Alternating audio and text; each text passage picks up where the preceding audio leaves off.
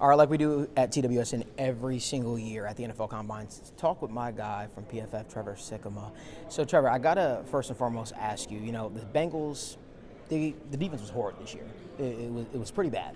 The Bengals are in a spot where they are in reconstruction mode when it comes to their defense, right? Yeah. So the options are limitless when the Bengals potentially pick at 17. Some of the names that have come up is what I want to talk to you about today, which is Walter Nolen, right? Yep. James Pearce Jr., Mike Green. And I also would like to get your opinion on who you think might be a good fit for the Bengals. Even Shemar Stewart has been mentioned a little bit, right? Yeah. So let's start with Walter Nolen. Okay. Give me your thoughts on him. So Walter Nolen, very high recruit coming out of high school, super athletic dude, very, I think, just raw, high athlete type of a football player. And when he was at Texas A&M, we didn't see a lot of production. Goes over to Ole Miss, and I think we saw that growth from him this year. Super strong upper body, and so even when he wasn't really winning with technique early on in his career, he was able to stand his own, get a lot of playing time because he is so naturally strong. Now I think he kind of put it together a little bit. You saw more of that backfield production from him while he was at Ole Miss, and so you see the violent hands, the club rip move, the club swim arm over type of combination there from him, being able to be a great one-gap penetrator. And then the thing that you love the best about him is he is so strong that he can defend the run and he can hold the point of attack very, very well. So first and foremost for the Bengals, it is about sort of holding the line of scrimmage, being better in run defense, and then obviously getting some better pass rushers in there to help Trey Hendrickson as well. For sure. So there's a guy that all Bengals fans are kind of clamoring for, Mike Green, right? And the two biggest questions I've got for you is, the Bengals don't typically go for these, Nolan Smith type of guys. What have you seen out of his film, and are you concerned about him not being played, the top high-level competition besides a team like Ohio State? I'm not really worried about it because, honestly, he played great in that Ohio State game. I thought the Ohio State game was really good. So in the limited challenges or in the limited opportunities that you have against high-level competition, did you play well? He did. Yes. So did it happen every single week? No, but the test that was in front of him, he passed in that regard. So I did like that from him. And look, he's more of a speed rusher. He's a little bit lighter. I think the measurables are, he's got a little bit shorter arms, so you sort of think about that. But, the tape is so good this past season. I mean, he's a fantastic pass rusher. He's pretty good as a run defender as well, given his weight, which is a little bit less than 50th percentile. But I think that he wins a lot with speed, wins a lot with quick hands. But then when we saw in Mobile at the Senior Bowl, he had that rep where he ran straight through Josh Connerly. Yeah. It looked like somebody, pissed in his Cheerios in the morning. That's kind of the way that he was going about that second day when he was in Mobile. And you love to see that. You love to see that competitive toughness. And him being able to play with a lot more power. So I do think that Mike Green, his pass rush profile is pretty well-rounded for the type of player and the measurables that he has. So Shemar Stewart is a guy that's being mentioned now compared to even further measurables. I think you've seen them out there. I have. Myles Garrett. But the production is not that of Myles Garrett. Right. But, when I talk to you about it, right, we always typically have conversations.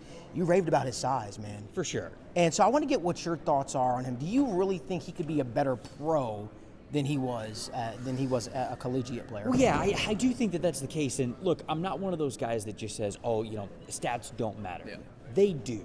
The most productive guys in college typically are the ones that are able to translate best to the NFL because it only gets more difficult when you get to the pro level. Offensive line coaches, scheming around certain pass rushers, being able to take away the things that you do well, that is a common thing when you get to the pro level. So the fact that Shemar Stewart only had a sack and a half in each of the last 3 seasons, it's a little bit worrisome. But you kind of look at the context of it. And for example, his teammate Nick Scorton. Nick Scorton had a ton of backfield production when he was at Purdue, comes to Texas A&M, really dipped in production. So you go, okay, is this sort of just what Texas A&M is asking them to do along the defensive line? They were bigger, longer defensive linemen, kept things free for some good linebackers that they had behind him. So you sort of wonder about their place in the scheme, which I think is valid. But also for Shemar Stewart, he's young.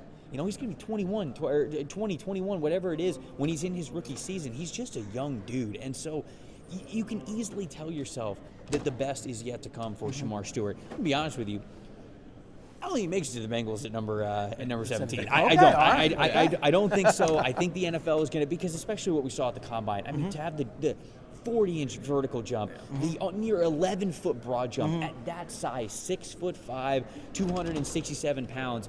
It's just him, Myles Garrett, and Mario Williams that are the only defensive linemen who are ever able to do that at the Combine since 2003. So he's putting himself in rare company. I think when you are that caliber of an athlete, the NFL takes a chance on you pretty early. So whether it's the Bengals at 17 or maybe a little bit earlier, I do think that is the correct range for him, despite some lack of production. And before I ask you the ultimate question, I got to ask you, James Pearce Jr. Here's a guy, right, that has, oh my God, I did the Chris Collinsworth. Here's a guy that had the elite production. Yes. He had the production. He tests like a freak. And the one word that keeps coming up when you mention a guy, and James Pearce Jr. is the bend. He's got the bend. He can get around. Talk to me about James Pearce Jr. and how do you like his fit for the Bengals? I mean, that first step explosiveness was just so impressive. I mean, you certainly see it on the field. You certainly see that in his production. It's how he wins as a pass rusher. He gives you that juice off the edge that you just don't find very often. And, the Bengals, it feels like they've gravitated a little bit more towards those heavy-handed 4-3 defensive end type of players. But if they want to switch it up and say, we've got to get faster on the defensive line, this is a guy to be able to do it. When he lined up for his 40 and when you saw his 10-yard split, I mean, it is smooth, it is effortless, and it is so quick off the line of scrimmage. So is he still working out his total pass rush profile?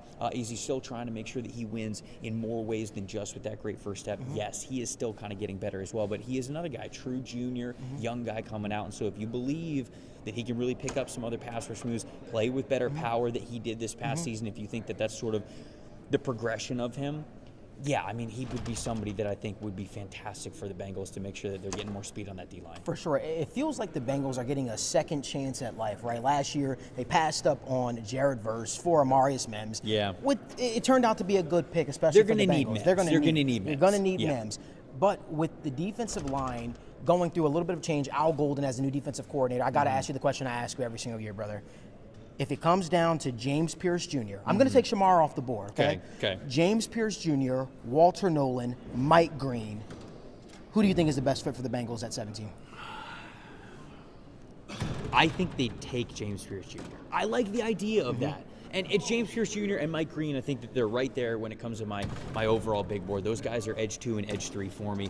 And I like the idea of them adding a little bit more speed. So Walter Nolen's fantastic. He is great, but they did just draft Chris Jenkins Jr. last year, so they're hoping that he progresses a little bit. Jackson, You can get some of those interior defensive linemen. Now, maybe not as athletic as Walter Nolen, but I want to see more speed, and I want to see a true edge threat opposite Trey Hendrickson. So to me, it narrows it down to Mike Green and James Pearce Jr. I'll stay true to my board here, and I will go James Pearce Jr. because I have him as the edge 2 in this class. And there's two other people that Bengals fans are kind of talking about. I'm kind of curious your thoughts on if they were to fit Malaki Starks and Kenneth Grant. Do you think that those guys would be in that same tier, or how do you kind of view them for the Bengals? I think that they're probably in the same conversation. You're talking about the same range with those guys. I think Malaki is fantastic. Now, it was a down year this year. It's sort of frustrating to watch his 2024 tape because I like so much of what I saw in 2022, like so much of what I saw in 2023, and then this year he just had a handful of plays. He just didn't play well. He just didn't anticipate when the ball was coming at the right time. And here's the thing, like, playing defensive back and playing secondary, especially when you were asked to play free safety and strong safety and slot, like, you're allowed to have down years. Like, it's kind of going to happen. Like, we talk about defensive back all the time. Hey, failure is a part of it. It's almost like the game of baseball, right? If you're batting 300 or 400, you're basically a Hall of Famer. That's sort of how it is for cornerbacks, is you just know that you're going to fail. And so that's part of Malaki Starks' evaluation that I think you have to take into account as well. They need an impact safety. I'd love for him to go to the Bengals. I think that would make a ton of sense for him. And then Kenneth Grant is the same way. If you want to go towards the interior defensive line, to me, he is in that same conversation with a Walter Nolen. If he's on the board, you think about a player like that who just moves super well for his size, gives you a little bit of that extra pass rush, but he's also an ox in the run game. So I think that I'm saying all the buzzwords, I'm saying all the right things, but like, these are the right players that you guys are asking the right questions of who I believe the Bengals should be going after. Awesome. Well, we appreciate Trevor for his time here, and make sure you guys follow him. I'm sure you're already following him. He is my go-to guy. He's an encyclopedia when it comes to NFL draft now. So, Trevor, appreciate you, brother, as always, dude. man. Anytime, man. Yes, sir, man.